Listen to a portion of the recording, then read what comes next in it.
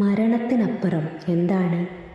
പണ്ട് പണ്ട് ആയിരക്കണക്കിന് വർഷങ്ങൾക്ക് മുമ്പ് ഈ ചോദ്യവുമായി നചികേതസ് എന്നൊരു കൊച്ചുകുട്ടി തേടിച്ചെന്നത് മരണത്തിന്റെ ദേവനായ സാക്ഷാൽ യമരാജനെയായിരുന്നു.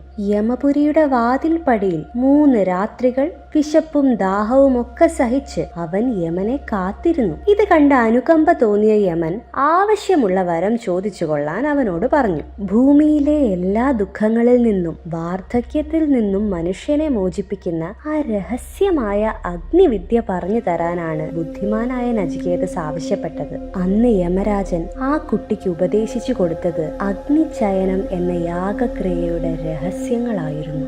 അഗ്നിചയനത്തിൽ ആയിരക്കണക്കിന് ഇഷ്ടികകളെ ഗരുഡ പക്ഷിയുടെ രൂപത്തിൽ അടുക്കുന്നതിന്റെ കണക്കുകളും അതിൽ ഒളിഞ്ഞിരിക്കുന്ന രഹസ്യങ്ങളും യമൻ പറഞ്ഞു കൊടുത്തു. ഈ വിദ്യ അറിഞ്ഞാൽ മരണമില്ലാത്ത ലോകത്തേക്ക് ആ ഗരുഡനെ പോലെ ഉയർന്നു പറക്കാം. ഒരു തെറ്റുപോലും വരുത്താതെ ആ വിദ്യ പഠിച്ചെടുത്ത നചികേതസിനോട് യമൻ പറഞ്ഞു, അഗ്നിചയനത്തിന്റെ അഗ്നി ഇനി മുതൽ നിന്റെ പേരിൽ നചികേതാഗ്നി എന്നറിയപ്പെടും.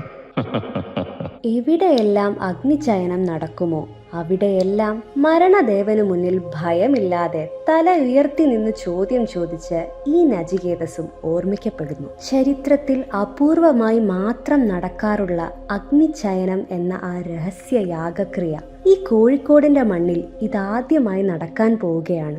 സോമയാഗങ്ങളിൽ വെച്ച് ഏറ്റവും മഹത്തായ അതിരാത്ര യാഗത്തോട് ചേർന്നാണ് അഗ്നിചയനം നടക്കുന്നത്. ആ ചരിത്രത്തിന് സാക്ഷികളാകാം.